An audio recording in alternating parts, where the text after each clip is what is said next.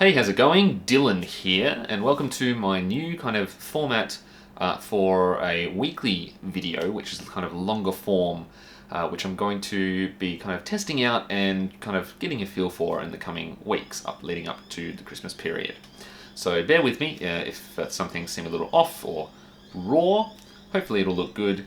But a lot of you voted on Twitter for longer form content, so what I've decided to do is this BlurayAddict Weekly, which is I'm calling it at the moment, is kind of a compilation of I'll go through what I've watched this week, or in this case the last 2 weeks because I haven't done one of these before, which will include things that might not necessarily get a full review on the channel. So it allows me to kind of talk about movies more, but not have to do a full review on some of the smaller ones I see, some of the ones I don't kind of deem to be worthy of a review as such. Or simply if I don't have time to do all of them. So bear with me, kind of reorganizing things on the channel, and I hope you really kind of enjoy this kind of format a bit more. I'm going to go through the Blu-ray releases coming out this coming week in Australia, stuff I've picked up over the last week or so, and kind of just a really good kind of chat and be able to talk about movies a bit more freely than one topic per video. So I'm really excited to start this off. Leave a comment below, let me know how I go and what you think of the series. Give me suggestions on what I should kind of add or maybe what I should remove from these types of videos. I'm still going to be doing the reviews and the full Blu-ray reviews separately. First up, I'm going to get straight out the way. First section here is going to be the upcoming Blu-ray releases of the coming week, which I used to do a separate video for, but it kind of dropped off because I was focusing on other things. But this is pretty valuable and a lot of people really liked this kind of thing. Just some details on what is actually coming out in Australia specifically, because there's not a lot of channels that do this for our region. So without further ado, let's get right into what's coming out this coming week. So first up, we have a couple of new releases from Fox in Australia. We've got the X-Men Beginnings trilogy coming out in a box set in 4K Ultra HD, which is pretty cool, but obviously it was already available kind of in 4K, I believe. But the most important thing is that we are also getting the original X-Men trilogy in a 4K box set. Now I'm guessing this will be separate covers, unlike in the US, which is really good. I really enjoy having the individual cases. Usually it's just a box with them that slip in, which they did with Predator and a few other ones that they've come out so far. So hopefully they keep it that way, and I guess we'll see this week. But it's most likely going to be that, and I'm very much looking forward to checking these out and checking these transfers, because they're supposedly very good, and the best, obviously, that you can get those films in. From Disney, we have The Incredibles 2 coming out in pretty much all formats. We've got coming out on Blu-ray, 3D Blu-ray, 4K, as well as a really nice looking 4K steelbook. To commemorate the occasion, Disney are also releasing an Incredibles 1 and 2 combined set in Blu-ray and 4K, so that's always good. The Meg finally releasing on home media. So I didn't end up catching The Meg in cinemas, but I'll probably end up buying it once it's a bit cheaper or something like that. Not something I'm super interested in. But that one there is coming out on Blu-ray, Blu-ray 3D, 4K, and as 4K steelbook. So they're really going all out with that one. Then we have Entertainment One, E1 Australia, are finally entering the Ultra HD game this week, and I'm looking forward to. I should be getting some review copies of these sometime this week, so fingers crossed. But they are starting off with a bang. I don't think any other company kind of started with a catalogue this large. They're not brand new movies in any sense, but they have quite a big back catalogue that's already released in 4K overseas with the rights in Australia, so they kind of can just go straight out and release a bunch. So they're releasing Escape Plan, Bluray and the City of a Thousand Planets, Divergent, Insurgent, Allegiant, Red 2, The Last Witch Hunter, and Gods of Egypt, which is going to be amazing in 4K, obviously, if you've seen my discussions on Gods of Egypt before. And lastly, we have two more titles. We've got Mile 22 coming out on just standard Blu-ray, and we also have the much anticipated Mandy coming out on Blu-ray from Madman. So I'm really looking forward to that, seeing that a second time in really good quality. So definitely that's one to really check out if you haven't seen it. Nicolas Cage, fantastic weird performance for a fantastic weird movie. So go see that one. So in the last week or so, I've picked up a bunch of Blu-rays, and much more than last month. As you probably know if you've seen last month's Blu-ray haul, I kind of only bought one Blu-ray, and I received a few others for review copies, but this month we had Black Friday just 2 days ago, so some of the stuff hasn't arrived yet because I did order on Amazon AU. But I did buy a bunch from JB Hi-Fi, as I usually do. My wife let me go down there twice in one weekend, so definitely grabbed a few here, so let's go through those. So first up, just before Black Friday, I went and grabbed the very last 2001 A Space Odyssey 4K Steelbook at my local JB Hi-Fi. I'm really glad I grabbed this one. I was happy to pay full price for it because it's beautiful. Like, look at that, it's just really bloody nice. Checked this out the other day, looked utterly fantastic. Probably the best transfer on 4K I own. It looks great, doesn't look processed, and the film grain looks great, like really finely detailed, really stellar. No pun intended, obviously. I also went and grabbed Game Night off of a bunch of friends on Twitter's recommendations. Finally bit the bullet because it was a bit cheaper than usual. They'd like half the price or whatever. I utterly loved it. It's a cool kind of take on David Fincher's The Game and his kind of directing style, but with the comedic side. Definitely my favourite American comedy in quite a few years by far. And because we're coming up to Christmas as well, me and my wife do a tradition. Usually we watch a bunch of Christmas movies every night leading up to, almost every night I guess with kids now, leading up to Christmas, and some of our favourites were on sale for like $9 or something like that at JB. So we grabbed the Santa Claus with Tim Allen, the Santa Claus 2, and Arthur Christmas. So that'll be fun to show the kids. And then we have a bunch of my Black Friday buys. So first off, I went on Friday after work in the city at JB's JB's in Adelaide, and I grabbed The Lobster. These three are all blind buys, so I haven't seen that one yet, and I was really looking forward to it. Got The Edge of 17, again, much recommended by friends. And then I also grabbed Shame as well, because I hadn't seen it, so really looking forward to those.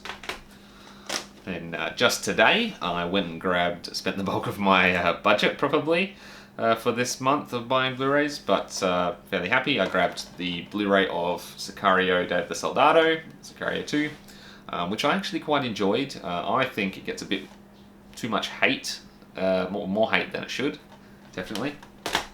I grabbed Ant-Man and the Wasp on Blu-ray. I decided to go Blu-ray instead of 4K because the reviews on that one didn't state a huge difference, and I'm mainly buying this obviously to show my wife and sit down with watch it because she hasn't seen it.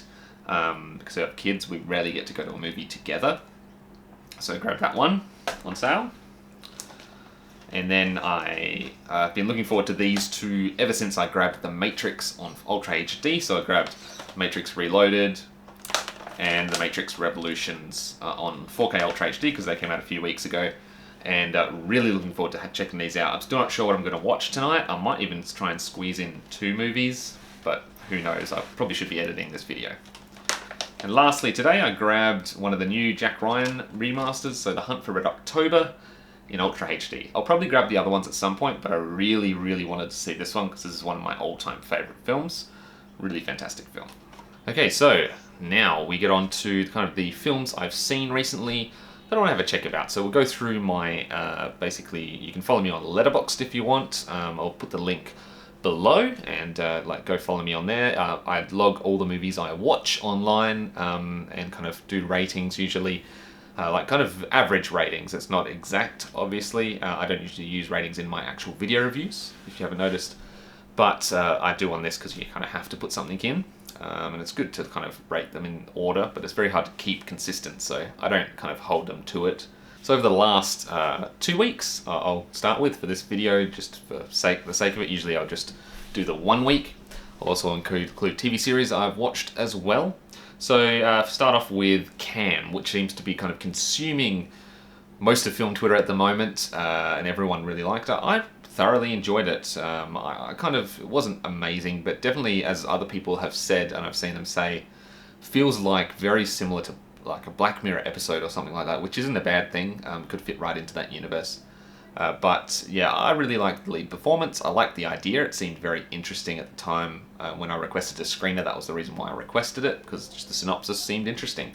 Don't think I'd ever heard of a movie that did that kind of plot before, so I was like, yep, I'm all in. I also got to watch The Quiet Earth, which was one of Umbrella Entertainment's Beyond Genres releases, which I will put up a review for, I believe, this week, so look forward to that for sure. It's a very good film, and I thoroughly enjoyed every moment of it. Really fantastic New Zealand film. I also managed to check out The Night Comes For Us, finally.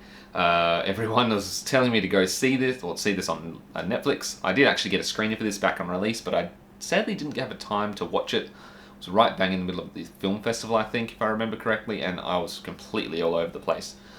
But this film feels like literally it's about a 2.5 hour fight. There's no relief. I think someone said on Twitter that they looked it up, and there's actually a 40-minute continuous fight sequence in there in the third act, so that's why it feels that way. It's actually really well done.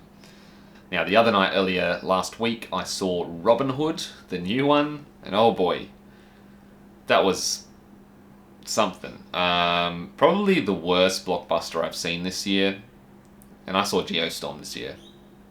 So, yeah, that's interesting. Everyone had different accents. I don't know what the hell was going on. This is going to be a massive loss for Lionsgate. Like, it cost them, what, $100 million or something like that, I think I saw, and that is just insane. The film itself, it's not as bad as some other things. For instance, it doesn't tend to rely on CGI too much, especially in the third act, which a lot of similar films kind of become this muddy mess of virtual sets and everything. Whereas this, although it had one sequence that did have a bit of CG environment work, most of it looks like it's like at least half practical, so it looks physical on the screen. There's a lot of speed ramps in the combat, so yeah, it's kind of interesting. I wouldn't really recommend it. In terms of TV shows, I just finished up Narcos Mexico, which was utterly fantastic. I'd highly recommend all of the Narcos series, but Narcos Mexico is actually probably my favorite. It's shot anamorphically. Michael Pena and Diego Luna star. And it's one of those things where it's based on true events. It's not exactly true. They changed some things, but it's one of those moments where you kind of realize, you connect the dots in your head to a real person that you've read about before and what their fate is, etc. So, and then you realize, and I love that feel. Like, it happens a lot in Narcos, obviously, because it deals with real people. But yeah, really fantastic storytelling and really good performance from Diego Luna, and very good from Michael Pena, as well as the rest of the cast. Really fantastic. It'd be interesting to see what Netflix does with that next. Alrighty, that brings us to the tail end of this first edition of BlurayAddict Weekly. Hope you enjoyed the ride. This video is probably going to be a bit longer in the future, but as an initial one, I just wanted to kind of work out some kinks and kind of get the general idea out there and see what you guys all think. So definitely leave a like if you enjoyed the video, subscribe if you want to see more, if you haven't already, and don't forget to leave a note in the comments or hit me up over on Twitter, links below, to tell me what I should add, what I should change, what I shouldn't do, this is a stupid idea, if it's a good idea, etc, etc. Also, what Blu-rays I should buy. Other note, this week I officially hit over 400 Blu-rays, or last week, something like that, which is crazy. This time last year, I believe I was probably below 300. I was in the 200s, so pretty good progression there, I believe, for me at least. I'm running out of shelf space, like literally this shelf almost is completely full. I have lots of stacks that I haven't sorted in yet. So looks like I might need to expand the IKEA unit here a bit more, and I'll get some new bookcases. If you have any recommendations, let me know. Fellow collectors out there. I'm going to be trying to be more active online on Twitter and things like that, even though my new job, obviously I can't during the job, but I'll see how I do, and see how we go. I really enjoy all of your support. We're very close to 1,000 subscribers, so don't forget to share this video around. Share my account around, please, by all means, and tell people why you like my channel and why you subscribe to me. So yeah, that's pretty much it. Thanks very much for watching again, and I'll see you all next time. Take care.